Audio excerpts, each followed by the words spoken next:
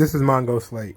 So today we're going to talk about Impact Wrestling, January the 19th, 2021. This is a very eventful episode of Impact Wrestling. It was also an absolutely dreadful show, as every episode of Impact Wrestling for forever has been. Whew, boy. So, okay, let's get through this thing. So the first thing we get is Don Callis. Him and the Good Brothers and Kenny Omega are celebrating. They're celebrating their victory after Hard to Kill. The scene that we were looking at here was actually after the show on Saturday. So he talked about how the match was magic and this was so good, and the boys should just go party. The boys should just go. They should get some White Claws or whatever the fuck he said and go party. So then he sees the cameraman and he comes back after he lets them out of the room. And he's talking about, we got to see the machinations of the invisible hand and Kenny by God Omega. And he starts saying that, what's next? He says, we'll let you know. And that he's going to Jacksonville. He's got some business to take care of in Jacksonville. And he says, he tells us to don't think, just feel. Which makes sense because you can't think your way through this too much. If you put just a modicum of thoughts into the Impact AEW thing, from the way that they talk about it to how it's presented, the mishmash and the refusal to set a standard. I'll just get this right out of the way. This is not an invasion. I don't know why Impact keep talking about it like it's an invasion. It's not an invasion. It's not an invasion if your bosses are letting it happen.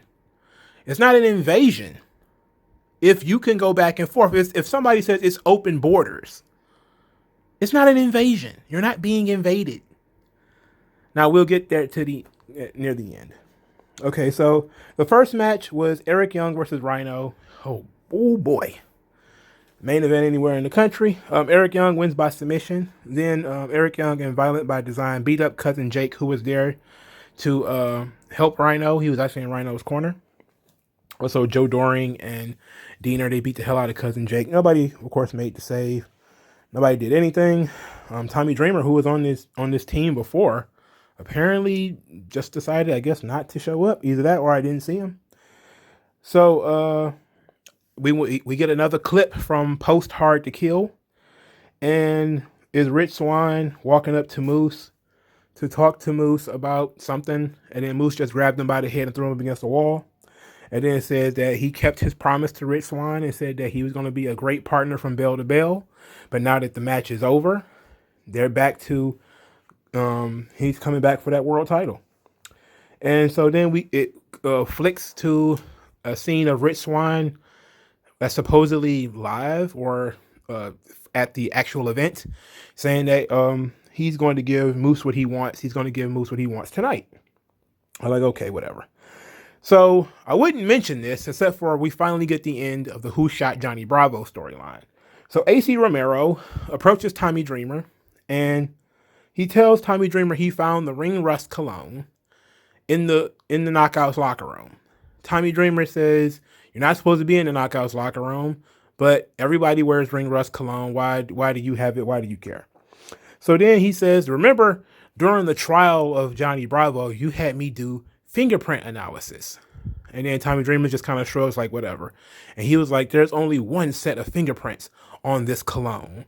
And apparently this is the cologne that turned Larry D into Lawrence D and made him shoot Johnny Bravo. It's ridiculous. It was Taya. I can't even wait until we get there. It's just so dumb. It was Taya. Taya did it. She admitted it. And then they carried her out of the... Now, the reason why I just kind of had to get it out is because I actually liked this part. So, Tommy Dreamer and AC Romero, they show up with security after Taya is talking about how she lost in the Knockouts Championship, but she's gonna bounce back and she's gonna get the title. And then they confront her with this cologne, which had her fingerprints on it. And then, Johnny Bravo is also there. And Taya says, basically admitted it, said that she was never in support of the Johnny Bravo Rosemary relationship because Johnny Bravo was a pig. She was trying to help Rosemary, and her only regret is that Johnny Bravo didn't actually die. That was cold. That was cold. Ooh, that was a cold one. I like that one. So then Tommy Dreamer had security take Taya away. So she was dragged away and she was crying and kicking and screaming. And while she got near the exit, Rosemary met her at the exit. And Rosemary was blocking the exit and wanted to talk to Taya. So for some reason, the security guards let Rosemary talk to Taya. And Rosemary's like, I had a plan. Why didn't you just tell us we had a plan? She always mentions herself like Venom. Like, Venom in the comics, if you've ever read comics. Venom always refers to himself as we, because it's supposed to be two people. His symbiote is sentient, so it's like two brains. So, because Rosemary, I guess, is a demon, she refers to herself as we. So she's saying, like, we had a plan. And, Taya just says, I couldn't wait, or I didn't know, or she's sorry, and she's apologized for messing up Rosemary's plan, but says, like, out of all of this, the one thing that she regrets is that or the one thing that she felt bad about is that she became Rosemary's friend, and that she's really going to miss Rosemary. And then they hugged, and I was like, fuck, that was good. That was actually good. Because if you watched this entire thing, like as I have, because I've been covering this bullshit from Wrestle House until now, it started with Taya and Rosemary not really trying to become friends. Where, Taya was basically trying to use Rosemary at first. But it was her trying to ingratiate Rosemary into the real world. Like, she was trying to help Rosemary become a normal person. And that's kind of how Rosemary started to, loosen up and become a little bit more friendly. That's how she met Johnny Bravo. That's how she met all the other people that she became friends with the exception of Crazy Steve. But she just kind of, she didn't really become friends, quote unquote, but she became closer to them because they started doing the Wrestle House thing. So they were all living together. And then they had the tag team. They was in the tag team tournament. And it all just ends right here because Taya is being taken away. And that was actually very fucking good. That's some good shit. That's good fucking writing. That means they knew Taya was leaving. They knew Taya was leaving already. Therefore, they set up this entire storyline to hit on that emotional beat. That Rosemary, who never shows any human emotions, would actually sort of cry that Taya is being taken away from her. That was fucking awesome. I will give them 100% credit for that. That was badass. That's how you write a storyline. It was full of dumb shit. There was a lot of dumb shit. Like I said, Russell House is stupid as fuck. But when you see where you see the end of it, you see why. It was all corny and all that stuff to sort of ingratiate the Rosemary character into other parts and to have her interact with other people and show her weirdness and for people to sort of overcome it. So I loved it. I loved that. I thought that was dope. So once Taya is taken away, she's gone officially, I'm guessing. And even though Taya didn't shoot Johnny Bravo, Taya set up Larry D to shoot Johnny Bravo. So she's guilty. So both Larry D and Taya have been taken away. So Rosemary is crying, and then Crazy Steve kind of comes to console her, and she says, "This is why we don't have friends." But let's go back to the in order, because I was excited about the Taya Rosemary stuff. I'm not excited about the rest of this shit. That was the best thing on the show, as far as I'm concerned. So the Good Brothers have a promo. The Good Brothers come out. They talk about how they made history. And they've been partying for days, and they will be tag team champions as long as they like. So Chris Sabin comes out, says that the belts belong to Motor City Machine Guns, and they want a rematch. The big LG, he called Chris Sabin a dwizzy.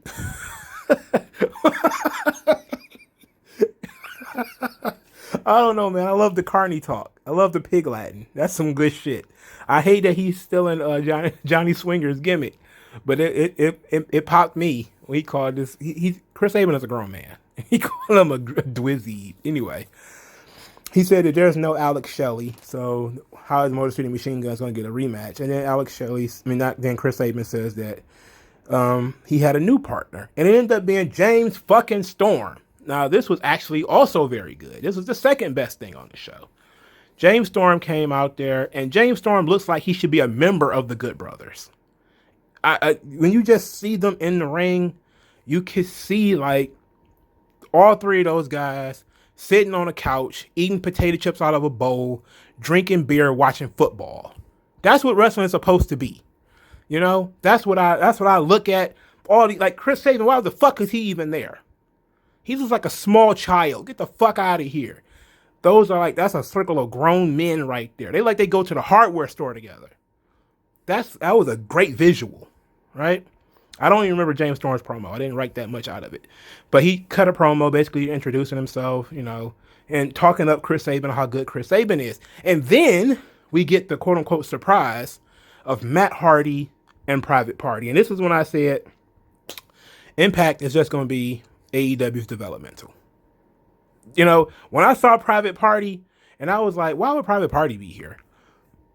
And then Matt Hardy went through his history with Impact, how he saved the company from bankruptcy in 2016 with his great angle of, you know, the final deletion or the elite deletion or whatever the fuck kind of deletion it was.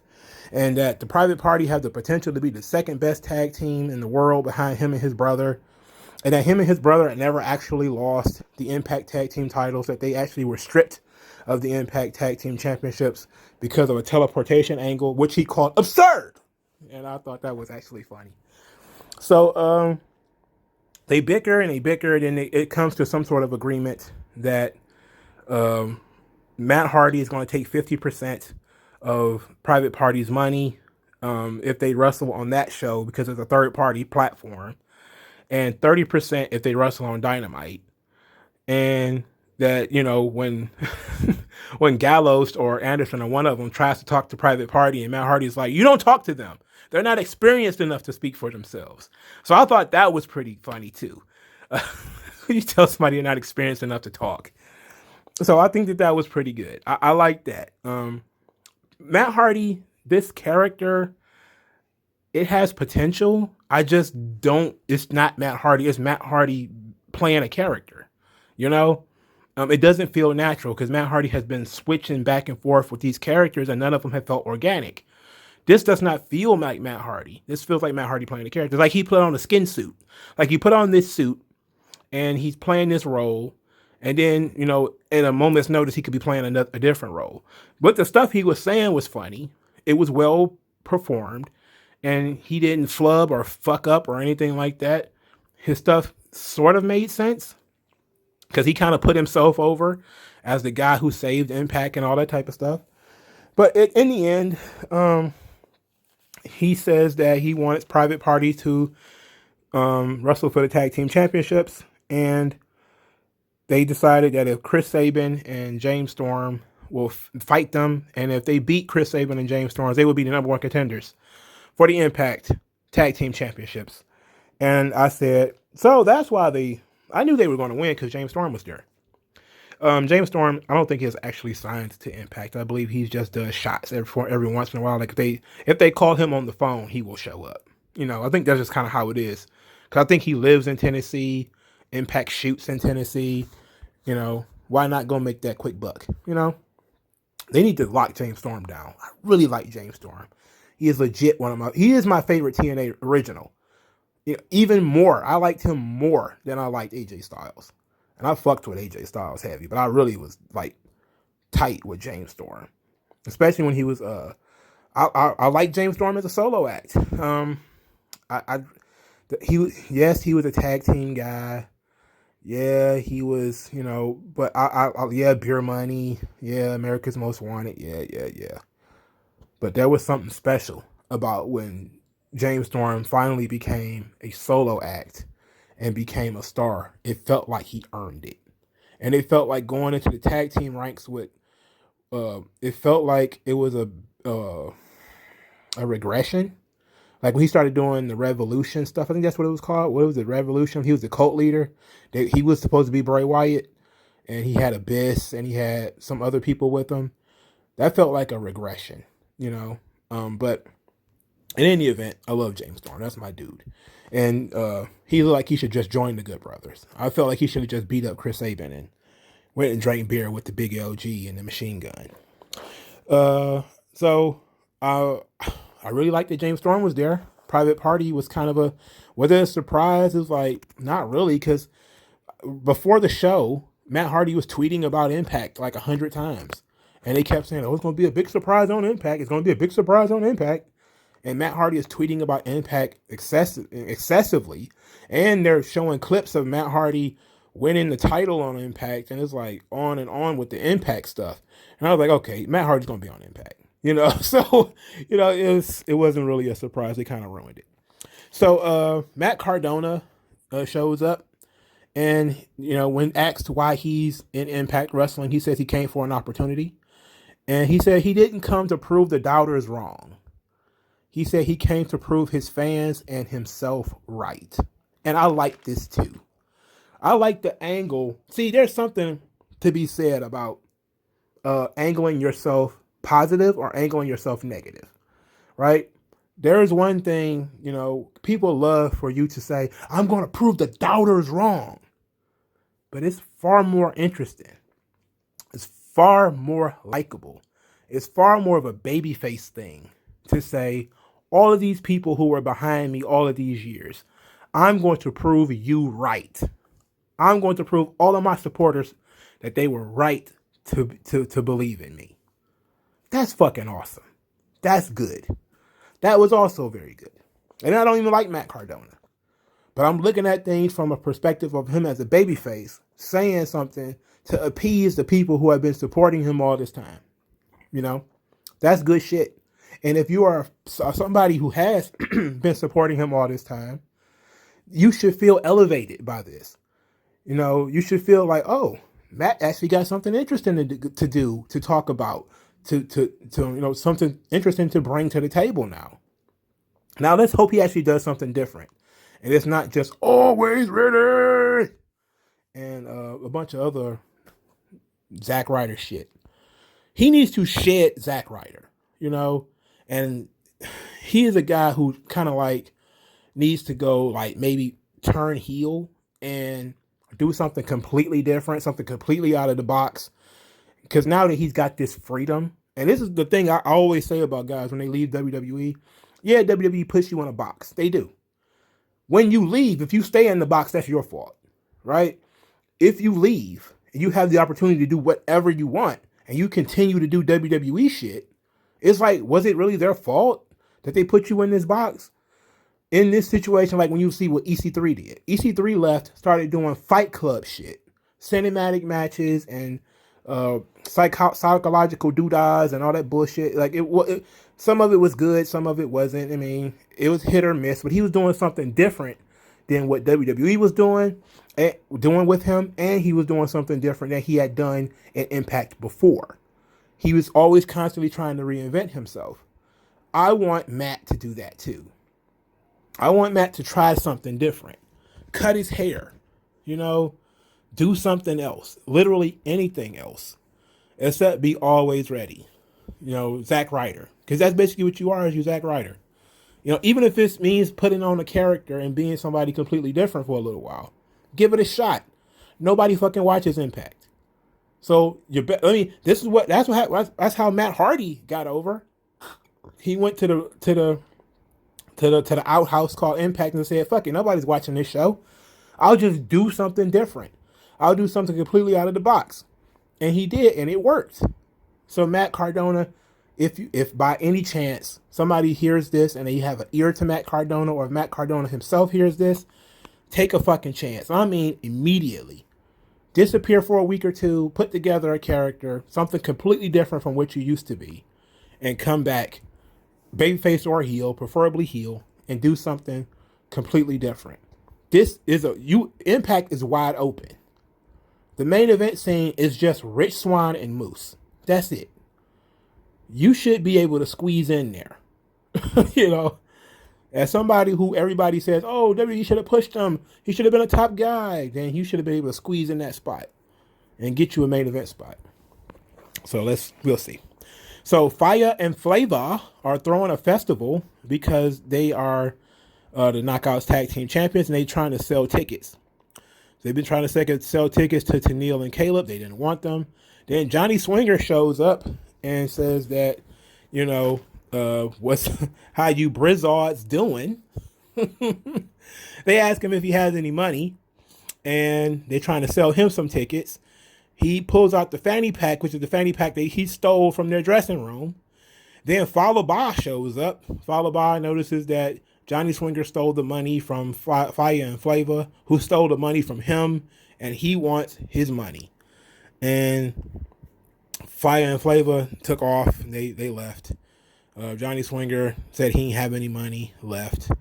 And then Brian Myers shows up, Brian Myers showed up before Fire and Flavor left, because Brian Myers, who, another one who says, they misused me, and now he's basically doing the same thing he was doing before. Anyway, they asked him to buy some tickets. He said, I got 2 kids, I can't go to no stupid party. And that's when they left. So Fallah Bahh confronted Brian Myers because he was being a jerk to the girls, and they agreed to fight later, which is, we'll get there in a second. Because so the second match, all of this stuff, only two matches so far. Kimberly and Susan. Susan wears a pantsuit like Sarah Palin, and not Sarah Palin, but Hillary Clinton, and it is absolutely abysmal.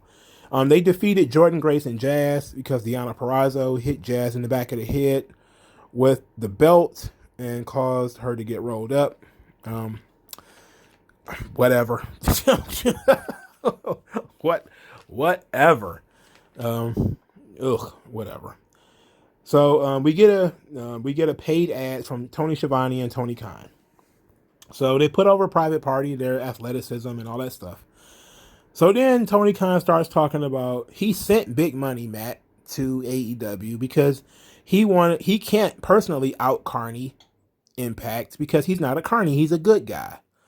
And so, but Big Money Matt, can out Carney Impact because he's a real shyster, and he doesn't care if Matt Hardy takes 50% of Private Party's fee, and he's just really selling Big Money Matt in Private Party. I'm like, okay, fine, but saying that Big Money Matt is going to out Carney Impact, and he's not a Carney, he's a good guy. It's kind of weird, Look, I've said 100 times already, Tony Khan is not fit for this role. He's not. He is a fan. He's a fan participating in the show. And that's really what so many people like about him.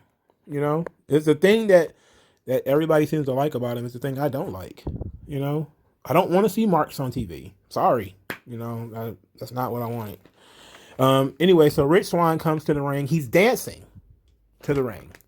They're playing that goofy ass music, and I'm not gonna sing it, but the music is horrible. Jesus Christ, man! It's your world fucking champion here, and he's got like bootleg Michael Jackson music playing. Like, what the fuck? And he's dancing to the ring. This is complete WWE shit. WWE has really ruined the wrestling business when it comes to that kind of thing, of people losing and then bouncing back like immediately. Like, not only did he lose, but Moose ran his head up against the wall and he's dancing to the ring. I'm like, what the fuck? What, shouldn't you be angry? That's one of the most basic things in the world. You got your head ran against the wall. You lost. You got pinned, embarrassed on your own pay-per-view. You should be pissed. But he's dancing to the ring, so whatever. So he starts cutting this promo talking about dealing with pressure, the pressure of the Impact and AEW thing, and he left it all in the ring, and so did Chris Sabin. And during the entire match, he had trust issues with Moose, and he doesn't know whether this thing with Kenny is over. But now Moose has his full attention. And I said, he doesn't know whether this thing with Kenny is over. He doesn't know whether this thing with Kenny is over. You lost. Why is it over? Why don't you want revenge? Why aren't you demanding Kenny Omega bring his bitch ass out there and fight you? Why not say, well, I'm going to get me a piece of Kenny Omega eventually? Sort of like Jon Moxley saying, hey, I got this Moose problem right now, but I ain't forgot about Kenny Omega. Next time I see him, I'm going to break my foot off in his ass. That would have been perfectly acceptable. You know, he said Kenny Omega is not in the building. I'm like, okay, fair enough. But he said, I don't know if this thing between me and Kenny Omega is over. I'd be like, what the fuck? I'm coming to Dynamite because it's not over. And when I catch him, I'm going to beat the shit out of him. Or, I mean, why can't you cross the borders? Everybody else can. Why are you stuck in the box? Why are you stuck in the playpen of Impact? Anyway, he said that Moose got his full attention. He wants to give Moose his title match right now. Moose comes out there. Moose says that, you know, we're going to do this on my time. And Swan said, well, you know, okay, but I didn't come to talk. So they started to fight. And Rich Swann knocked down Moose, hit him with the Phoenix Splash, and that was it. I was like, okay. I guess they had to give him something to make him look strong after he got beat by Kenny Omega. But I really would have liked some intensity. Matt Striker was trying to fake like he had some real intensity. You gotta love the intensity of our champion. Like, he ain't got no fucking intensity. He's about as scary as a baby in a blizzard. It's stupid. Bullshit. So Rohit Raju comes into Scott D'Amore's office, and he's immediately followed by TJP, who is carrying the X Division title. Rohit starts flipping his lid. How is this possible? TJP is the X Division champion. TJP can't possibly be the X Division champion because TJP could not wrestle for the title while he was the champion. Scott D'Amore says, well, TJP didn't. Manic did. And then Rohit Raju says, Manic and TJP are the same person. And then Scott D'Amore is like, yeah, they are. And that was just it. That was it. TJP beat the system by just saying, oh no, I'm Manic now. And that's it. He beat the system. He got away with it. He got away with it. You remember when Dean Malenko did that? Well, you might not remember where Dean Malenko pretended to be somebody else because he couldn't wrestle Chris Jericho anymore. So he pretended to be somebody else and then actually beat Chris Jericho. And then when they found out that it was really him, they stripped him of the title because you can't let the good guys get away with cheating. The rules have to be, if there's going to be rules, right? They need to be enforced. You know, what good was the rule that TJP can't wrestle for the X Division title, and you let TJP wrestle for the X Division title under a different name wearing a mask? It's the same person. Even you admit it's the same person. So that's ridiculous. Okay, it's absolutely ridiculous. Anyway, Rohit Raju is given a rematch in 2 weeks, which, you know, he's happy and he's thinking this is a great idea, so he leaves. And then they say, oh, well, it's non-title. So now the office is fucking over Rohit Raju. And there's no real reason why. There's no real reason why for the office to be fucking over Rohit Raju. What is the reason for it? He's a heel. And he was right. So, whatever. I'm asking for too much. So, Fire and Flavor start talking to Alicia Edwards. They asked her to MC their party. She kind of agrees to it. So they're still trying to sell these packages, these various packages. They're trying to sell them to the referee, and then Havoc and Nevaeh kind of confronted them, and they tried to sell them a package, and you know that didn't go too well. So then we get Brian Myers versus Fallah Bahh, and Brian Myers defeated Fallah Bahh. And I just wrote down who gives a fuck. Nobody cares about either one of these guys. But let's talk about Falaba. Why the fuck does Falaba exist on this show? What is his purpose? What is his character? You know, he's just a fat goof. What is the purpose of this guy? He's 800 pounds of stupid. What the fuck? What is the purpose of this guy? I've been looking, again, much like Nevaeh, I've been looking at Falaba for over a year. First, he was barely literate and couldn't talk. And all he did was bah, bah, bah, bah, and pop himself on the head. Which I didn't see why I didn't see why he wasn't fired then. And then he fell into the Russell House stuff. I wasn't really paying much attention to that kind of shit. That's when he started talking and being sort of normal. He's also in the tag team with TJP. I didn't pay that no attention because I hate TJP too. But since this whole thing with the money, there has been entirely too much Falaba. There is nothing. There is no redeeming qualities to this guy. Unless you're paying him in Whoppers and chicken sandwiches, you're paying him too much. Get him the fuck out of here. Especially if you got OVW as your developmental system, which I have been told numerous times that it is, then you probably need to pick some guys out of OVW just to replace Falaba. He fucking sucks. He's useless. If he's not going to be a big violent heel, which always works for a big dude, we don't need any more big shows, any more big fat elves or anything like that. Get him the fuck out of here. If he's not going to be crushing people, hitting the big leg drop, hurting people, he need to get the fuck on. His name sucks. He looks dumb. What he's doing has been stupid as fuck. He is robbing Impact by being there. He's a waste of fucking time, and nobody would miss him. If you fired Falaba tomorrow, who would really miss him? Nobody. He needs to fucking go. Falaba fucking sucks. So who doesn't suck is Ace Austin. So Ace Austin comes out, and I love this. I like this too, because this was reminiscent of Rob Van Dam from Barely Legal.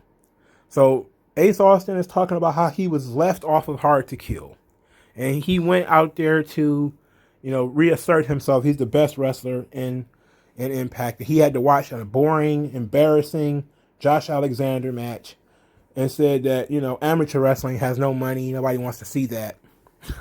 So, and then he says, he talked about Matt Cardona. He says, where is it that you worked previously? He's like, it's always ready means you're sitting and catering in your gear.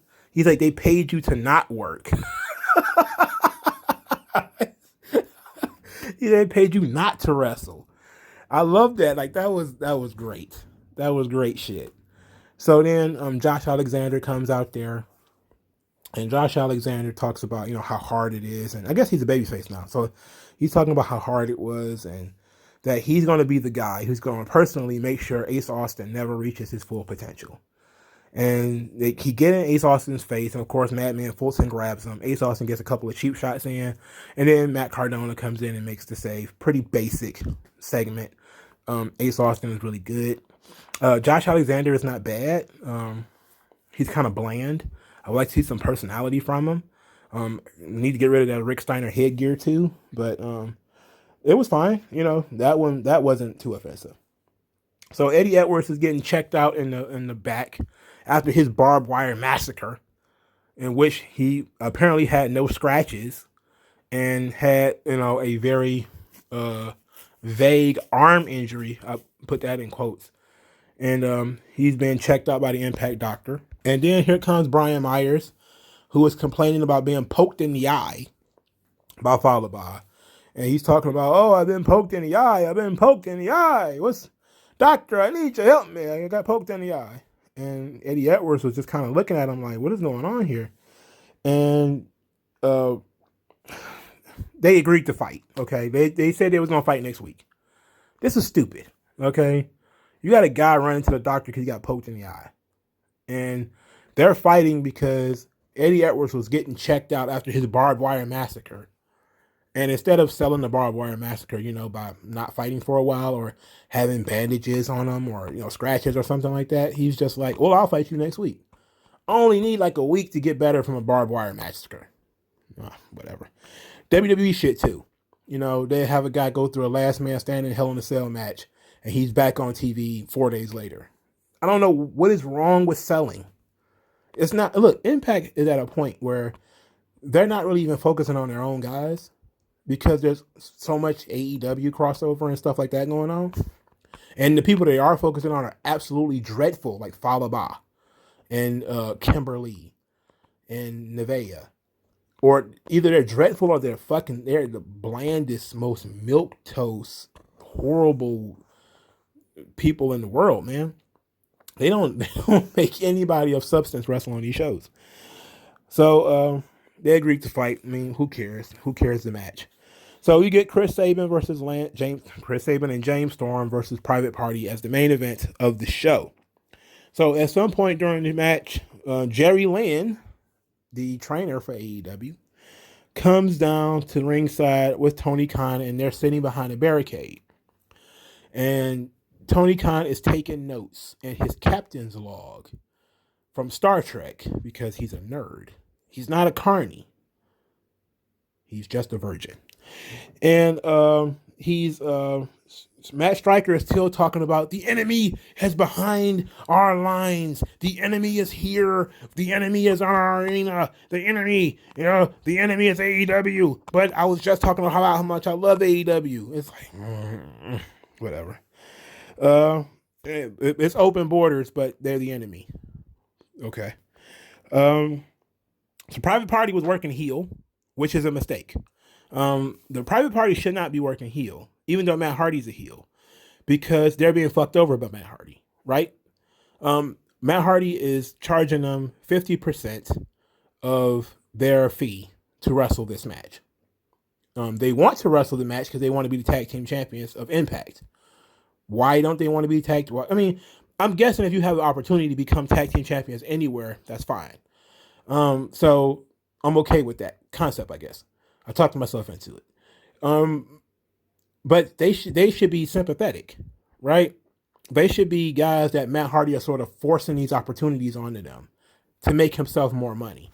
It should be, maybe you could have just did one more clip of Matt Hardy telling Private Party, like, they could be like, look, I don't want to give you 50% of my money. Like, I'm signed to AEW. Get us an AEW tag team title match. Then we only have to pay you 30%. And then Matt's like, you need to take this opportunity, yada, yada, yada. And then he talks them into it. And that would have been even better. But they just willingly accepted it, even though they complained about how much money they have to pay him. And then they worked heel because he's a heel. And, I'm like, why are they working heel? Why do I dislike Private Party? This is the question we should always be asking when somebody is turning heel or somebody is a heel. Why do I dislike them? What about them is not likable? There's nothing has changed in Private Party. They're the same. They're the same two guys, Even their wrestling style is pretty much the same. So, I mean, I guess they're in Impact to learn how to work heel, but that kind of means that they can't do flips. But they was doing flips anyway. They just didn't do as many. So, the finish came with Jerry Lynn jumping over the barricade, grabbing Chris Sabin by the leg, and helping Private Party win as they hit gin and juice on Chris Sabin. And Private Party are now your number one contenders for the Impact Tag Team Championships. So the Good Brothers come out there applauding. Well, actually, Matt Striker and D'Lo Brown were freaking out. Oh my God, I can't believe Jerry Lynn just did that. What is going on here? Jerry Lynn, why would you do that? And it's like, so what? Who cares? So what? Who cares? Who's going to stop him? Nobody's going to stop him. Scott D'Amore didn't come out there and tell him to beat it. Don Callis is gone. There apparently are no other bosses in Impact. Because you could at least did a thing where somebody is out there like, look, I'm keeping like security is watching them or something. But you've already said it's open borders, that anybody can jump back and forth. Anybody can jump back and forth. So people are going to jump back and forth. Okay. And of course, once they start jumping back and forth, people are going to start interfering. Makes sense. So Good Brothers come out there. They confront Private Party, who are their number one contenders. And then James Storm attacks the Good Brothers, and Chris Sabin joined them. And then it was a brawl to end the show. So that was a painful episode of Impact Wrestling. They're really betting the house on this crossover thing. Well, Impact is really betting the house on it, because they have multiple crossover segments per week, and they kind of using them as, this is the land of infinite surprises. When it comes to AEW, they could always just do magically somebody pops over, like they did with the Good Brothers the last week on Dynamite. It always could be just, oh, here comes somebody who is signed to another company coming over. And that is their way of trying to find an infinite well of surprises, because they have been doing this for a year now. Just bringing in random people, Jeff Cobb, Warhorse, and now Impact and AEW just going to keep hot-shotting quote-unquote surprises. The problem is it stops being a surprise after a while. After a while, it becomes your one organization.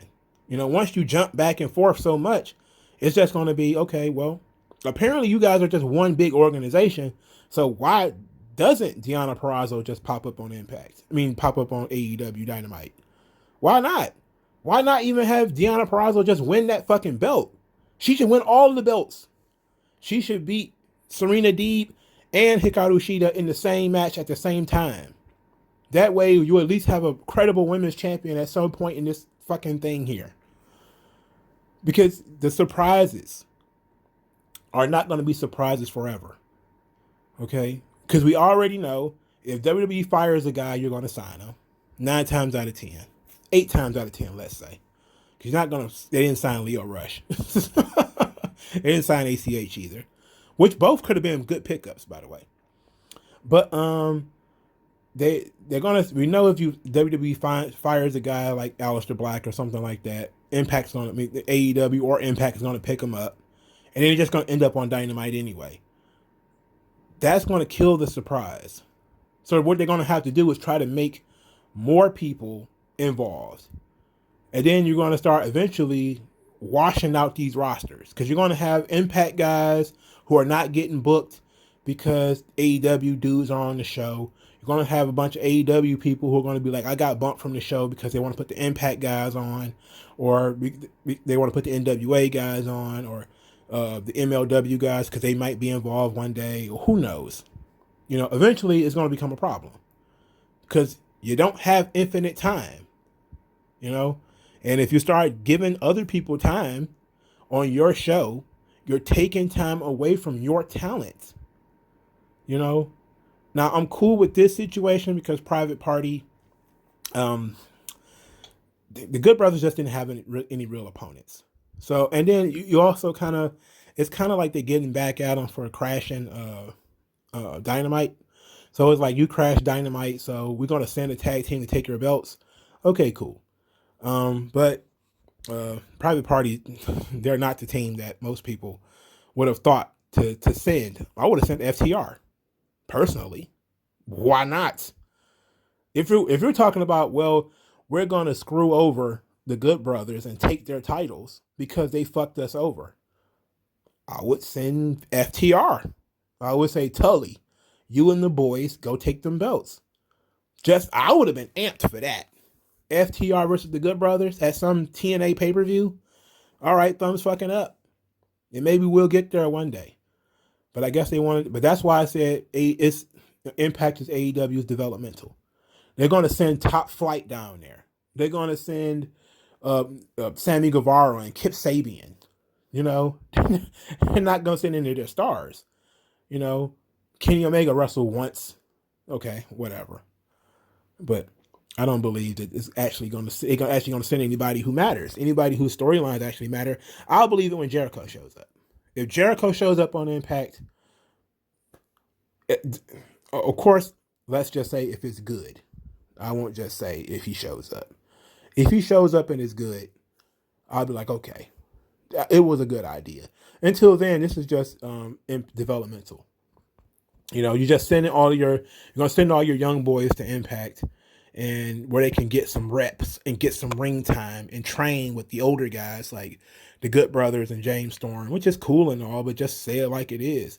You know, just buy fucking Impact and turn it into a developmental league. You know, you're a billionaire. Anthem probably wants to get rid of that shit anyway. Just say we'll never take it. We won't take it off of Access. We'll leave it on Access. You know, but we're going to buy the company. Probably ain't worth shit though. All right, so 45 minutes is long enough. I thank you guys for listening. I thank you guys for your time and your patience and listening to me ramble for 46 minutes. Spread the good word of 3 count commentaries. I hope I bring something new and fresh to wrestling analysis. If I do, if you feel like I do, hit me with a like button. Hit the like button. Also hit the subscribe button. Also send me some money. Depending on you got tiers here. If you just are like, hey, you did the bare minimum, hit the like, subscribe to the channel. If you really like what I do, help spread the word by spreading 3 count commentaries as a hashtag on various videos that you guys frequent. And if you really, really, really like what I do, especially if you're a long time subscriber, I actually do answer people in the comment section and stuff like that. Send me some money, and I would appreciate that. But I thank you guys for your time, and I'll talk to you guys later. Da, da, da, da, da.